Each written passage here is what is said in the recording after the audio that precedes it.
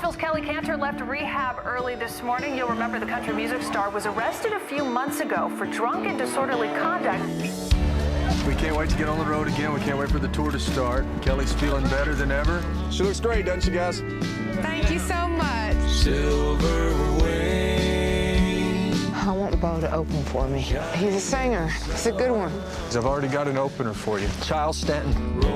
She gonna let this prom queen get up on stage. Patsy Cline played here.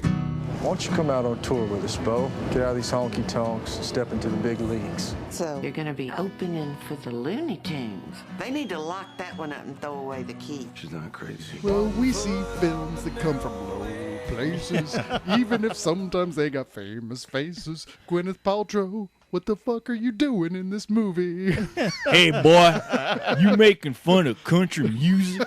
You know what? You say, what is she doing in this movie? And I wonder about that. And I could only figure, like, hey, she's impressed us with how well she can do a British accent. Yeah. Maybe she wants to show, like, hey, I can do country, too. I got full range. I can do anything. Does she sound as good as this? I mean, Talking about country Almost. music? there's nothing necessarily wrong with country music biopics. The one about Loretta Lynn, which I'm blanking on the name on. The right Coal now. Miner's Daughter. Yeah, Coal Miner's Coal Daughter Miner. won like a whole bunch of awards. It's a Yeah. really good movie. And I believe Sally Field at some point was in one. I don't remember what it was. You mean that one with her and Tommy Lee Jones? Every which I way don't but loose?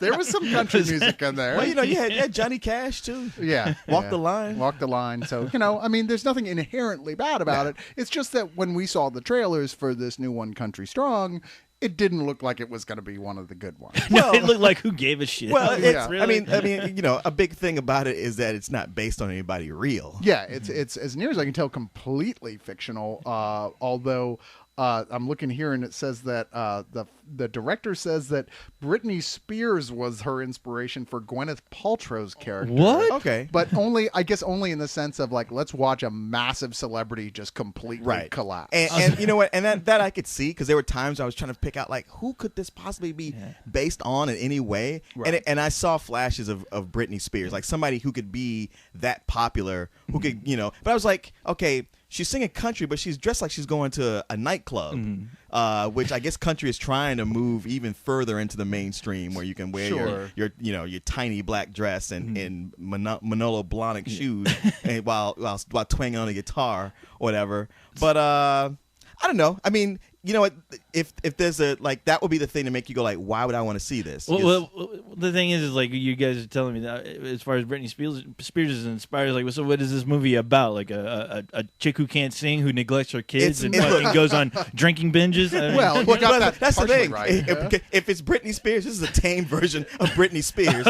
I mean, this is just this is a woman who's she's had a long career, but she's on the skids from just alcohol. I mean, she already started drinking, and she had a huge just catastrophe happen. Yeah. Which is sort of like the worst of everything that could. It feels like a biopic if you're just coming in the beginning of the last reel, like Right. the last third of it, where the character has hit rock bottom and they start to climb their way back out of the pit. Except in this case, she's not real good at climbing out of the pit.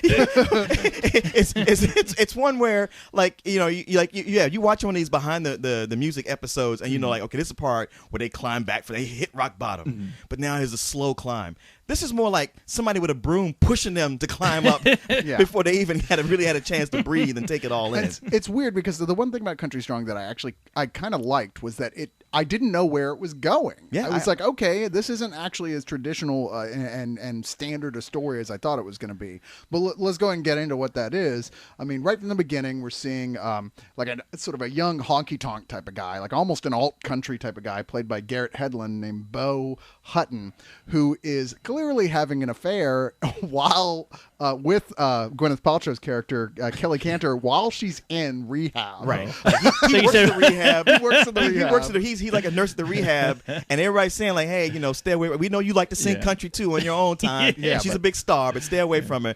Oh, you got it, boss. First thing he does is go in there. Yeah. And you can see there's like something kind of going on between them. There's like, no question. You're not sure where it is, like how far along it's gone, or are they just flirting with each other right now? Yeah, he's a big fan of Fight Club. they either have been screwing or they're right there on the like they both know each other wants to. Yeah, but they haven't actually made the move. And it's never more apparent until her husband, played by Tim McGraw, walks in, and they both like just fly to the other sides of the room. And he's like, "What's going on in here?" Nothing. I was just showing him a song. They weren't even actually doing anything. But he shows up and they're like, nothing. Tim McGraw. I always got him confused with Quick Draw McGraw. One is a horse. And then there's Quick Draw. But anyway, so the thing about James, her husband, who's also her manager as these things go in music, is that they've been together for a long time. It seems like she was never with anybody else but him. They even mentioned that they got together when she was 19. I think. Yeah, she was just a kid. Or even younger than that. He was a kid too, but he's the one, he got her, her confidence to go and perform and do her thing and kind of made her into a star. And now it's like they've been doing this for so long, he literally doesn't know how to do anything else except be her guy behind her, pushing her. Come on, you can do it. I know you can do it. Just like the guy is telling her, like her cheating Bo tells her that you're not ready. You are definitely not ready to leave rehab. And her husband's like, yes, she is. She's got a big tour. We already signed the contracts. Yeah. So things aren't going to go well. Right. There's that guy with the sign. You can do it. So she's telling him, look, I want this guy to be my opening act, and he's like, well, we're already looking at this girl who is played by Leighton Meester. She looked familiar, but I couldn't pick her out. Plays Giles Stanton, who's a young. I don't even know how to describe her. She's a little like. Well, I would say she's a Leanne Rimes, except Leanne Rimes is known for her talent, and this girl is just like she really is. I mean, I'm not a fan of country music, but Leanne Rimes is genuinely like she has that kind of talent. Where I have to I got to give it up to you. I heard she was dead, but I haven't heard from her. I don't know. But this girl, she's somebody new. She's just cute. Is like okay. She's singing Britney Spears songs with a country accent. So she's like the Miley Cyrus then, huh? Kind of. With a country background. Sort of. But even Miley Cyrus, she seems to put more in. Like, this girl is scared. Like, even, she could almost be called Captain Choke because our main guy, Bo, he's all pissed. Like, you going to put her, a little Barbie doll, on instead of me. Better be here to wish me luck. I'm on the board. I'm playing 3 songs tonight. Says who? I happen to be in consideration as the new opening act for Miss Kelly Canner.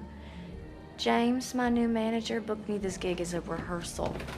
Not that I need it. Clint, Tommy Garth Brooks here isn't opening up for me. She's not. She's closing.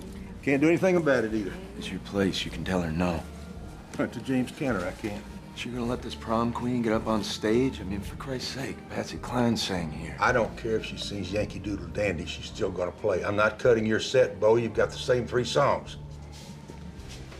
Don't worry, Bo. I have no intention of stealing your invisible career. You see, I want one. And they at his set, they make her play, and he's like, I know this girl, she's gonna choke, and she gets up there. Sure enough, music's playing. She's like, hold on a second. These lights are bright. Me. I'm sorry, folks. I'm just having my period. Oh, God. Did I say that out loud? You're putting that Barbie doll up there. I'm the Barbie doll. It's one of those moments, though, that you're humiliated for her. It is. And so he's, right off the bat, you're going, Captain Generic, super good-looking, nice guy Bo, who literally who tries to be a scruffy douchebag on purpose. Yeah, we know nothing about this character through this movie except he sure is super nice.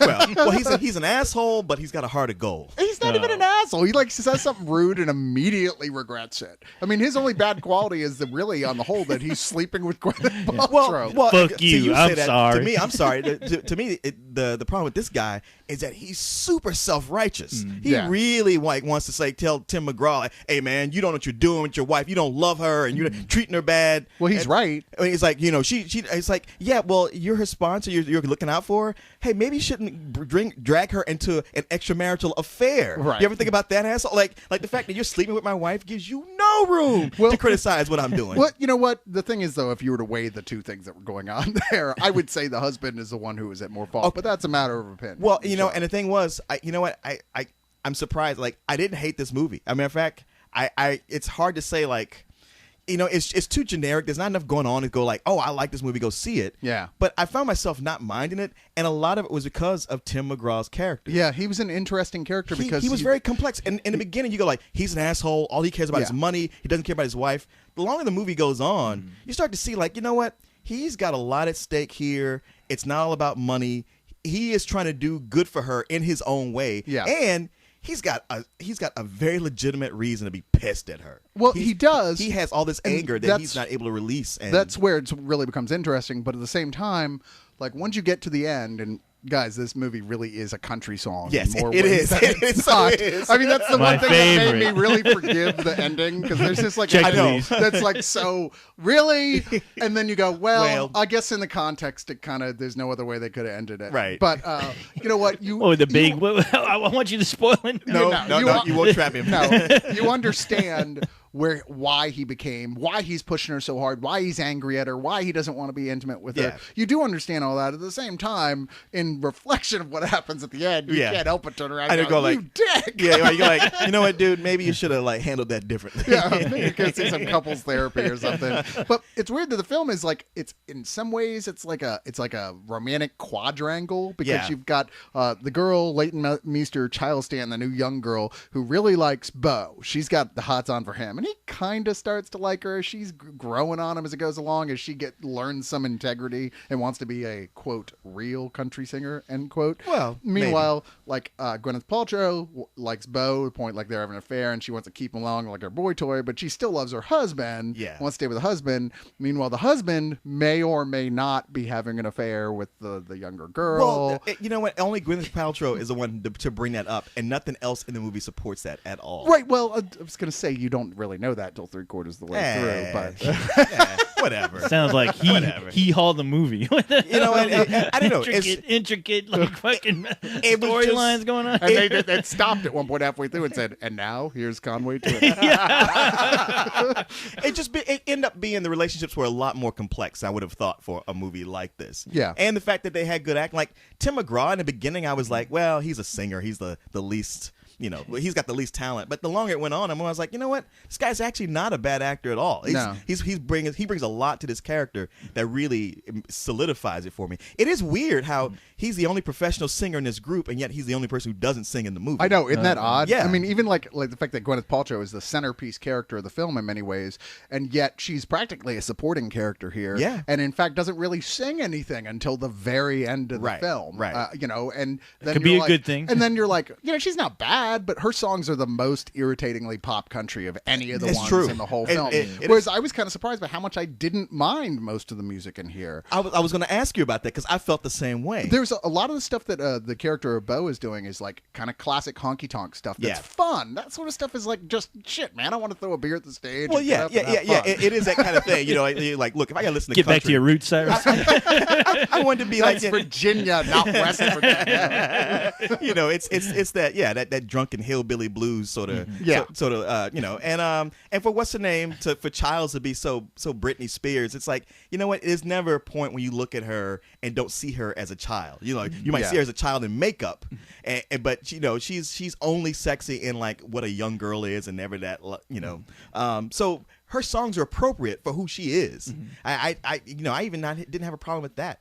And Gwyneth Paltrow's character, she's such a mess. It's almost like she's a hot mess, is what she yeah. is. I mean, it's kind of like everything that happens with her. It's like I don't see how this could. I don't see anything that could have made it not go the way it did. Yeah, no, and everything as we get to the climax of the film, I mean, it's watching this boulder steadily roll downhill and gather moss and get bigger, and you're just like, wow, this seems really inevitable that it's going to go here, and you almost go, I almost hope it does at this point, because anything else is going to be kind of dishonest. So does she pose for Playboy at the end? Come on, just tell me. Come on, that's usually how it goes with these actors and actresses. As soon as their career starts going down here, time to do Playboy. I would get a full price if that was the case. Yeah. But no, it's you know what? We're talking so much about this that sounds like I thought it was going to be this, but it was actually pretty good. There were a lot of things I didn't like about this movie. Talk to me. One of which is that I thought that it stretches things out way too much. It actually has very small amount of story. True. And it it does its best to stretch it out. I mean, it is like on the medieval rack of like screaming, please cut 20 minutes from my runtime just to get to where it needs to go with these characters. They're interesting characters, sure, and they're actually goes through some mechanics that I wouldn't have expected that feel natural, but at the same time, there's so much you're like, God damn, did we really have to see all that? I'm very curious about that. I mean, I know what you're saying, yeah, but there's times when a movie will do just what you're talking about, and I can agree with you. But sometimes, like, can have so much drama, it feels compacted, yeah. It feels almost melodramatic. Like there's too many things going on in a short period of time. I just thought it repeated itself several times with events that it didn't need to go back I got that through. feeling. I know what you're saying. The other thing is that I thought a lot of the dialogue was really trite. Not the way it was delivered, but in the way it was written. There's a lot of cliches sprinkled throughout this script. It is these actors that make this movie not as painful as it would have been otherwise. It sounds like you guys are describing country music to me right now. Well, you know what? This movie, it totally is country music. Yeah. just everything about it. Which is nothing necessarily bad about country music, is just bad about certain types of country music. Sure. And I like the film actually addresses that as well. It says, look, there's country and then there's ugh. And then there's that shit right over there. Just look at it. That shit you just did on stage. Don't ever step in that. But yeah, the strength is the actors. There's a lot of charisma going on here. The guy who plays Bo, Garrett Hedlund. What's he been in before? I don't know. I'll check here. But nuts. you know what? The thing is like that guy has got so much charisma. He didn't need a character. He's just like, he's just going, I mean, he's Matthew McConaughey less stupid and Dazed and Confused. I suppose so. He's in Friday Night Lights is his big thing. And then he played Sam Flynn in Tron Legacy. Okay, I was going to say, I was like, wasn't he Tron? Or, yeah, okay. Still new enough I didn't recognize him. But yeah, he's charismatic as hell. I was like, man, that guy is going to have a career because, like I said, his character is the least interesting written character of anyone in here. We literally know nothing about his past, but you still are like, wow, that guy's pretty cool. I'd like to hang out with him. See, you know what? I wouldn't like to hang out with him because to me, he thought he was better than everybody else, and I was think just you were like projecting. No, I was not projecting. It was like me thinking like I'm better than everybody else. No, I just like he seemed kind of moralizing and wanting to tell everybody what they should do, and I'm like, dude, you're kind of gumming up the works yourself here. Well, I agree with you. He was to a certain extent, but he was never wrong with the accusations he was making, is what I'm saying. So it's like you can say he said, "Oh, you think you're better than me?" It's like, yeah, well, he kind of was. So. I don't know, and even his whole thing with talking to his one character like, yeah, I'm tired of all these forget all this fame and glory. I'm gonna move to a little surf town and just play for a bunch of drunks. You want to come with me? Know, that was pretty. And it's like, no, I don't want to do that. Don't that sound like fun? But that was part of one of those things that at first I was like, wow, that's so pretentious. But then I was like, you know what? That's a country song right there. Well, that is totally that part of that element of the film that is embracing that nature of the country song. It's like fame, whatever. I just want to play music for good people while they're drinking, which is literally a line in the film. Maybe I'll sing about my Tron adventures. God, yeah, this movie soundtrack was by Daft Punk. Oddly enough, so.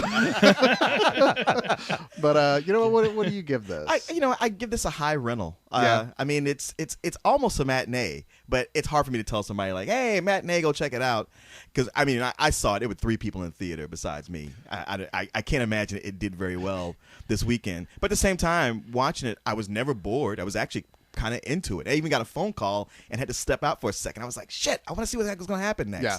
So, yeah, I mean, on the strength of the acting, mostly, a high rental. Yeah, I kept going back and forth between high rental and low matinee because the film would do things I really liked, and then it would do stuff I was just bored out of my mind by. You know what I mean? Because ultimately, I don't really care about the world of country music, or at least on the big, successful touring level. I really don't care. But it was interesting anyway. At the end, though, I'm going to give it a low matinee. I know that's insane. It's not insane. I nearly gave it that myself. Yeah. And I mean, I probably gave it a high rental anticipation of you giving it some old bullshit. Like you did, Leon. You could have gotten lynched if you would have given it any lower. I know. What, boy? But I had that same feeling with the end, too. I was like, it's such a country song. And it's this movie. It's almost meta, like how they wrote this, which is kind of brilliant in itself. And man, 3 cheers for Tim McGraw, because I just like after The Blind Side, I'm like, yeah, this guy just shows up to collect a check, but he was really into it. You just blew me away with that statement. I know. 3 cheers for Tim McGraw. What? What world am I in? Hey man, he's gonna be doing Shakespeare next. What world am I in? Hamlet in the Park. You'll see. I like that boy, Leon. Is this a dagger I see before me? Oh man, you know what? No, I got to stick. There's something that that character Bo wore at near the end that just like the one thing that knocked me out of the movie and made me laugh at him and whoever dressed him. I'll talk to you afterwards because I don't want to spoil anything. But anybody who sees it, they might know what I'm talking You about. dressed like Cowboy Curtis. That would have been better. To say that country music has a few fashion mishaps from time to time would probably be understating the situation. I'm just saying, like, look, if you're a cowboy, you're in the country, that's cool, whatever. Hey, alternative lifestyles, I got no problem with that. But you know that hat you wear, sometimes known as a nigger hating hat. You don't have to wear it. yeah, in certain circles. You don't have to wear that to every function. I'm just saying. Right. There are times. And you know what? You should probably clean the cow shit off it. Yes. All I'm saying. Okay, that's what bothered me about him. He's like he's on a stage playing at a stadium. Yeah. But he's trying to keep it real to the point where he's just wearing a shirt that's not wrinkled. All right, that's you trying to be like country meets grunge, whatever. But yeah, cow shit stains on the hat he's wearing on stage. I'm like, dude. Come on, enough is enough. Like the only time a country music outfit ever worked is when Pee Wee Herman wore it and Pee Wee's Big Adventure. I'm sorry, that was the look that should have said something. The country music out there, yeah, it really should. I thought they would all have like the cheap Mexican cigarettes and the poncho, and it'd be like everyone would go like, yeah, that's cool. What got into Kelly? Just putting on a big show. First time I heard you sing, I thought that must be what angels sound like. I love that story.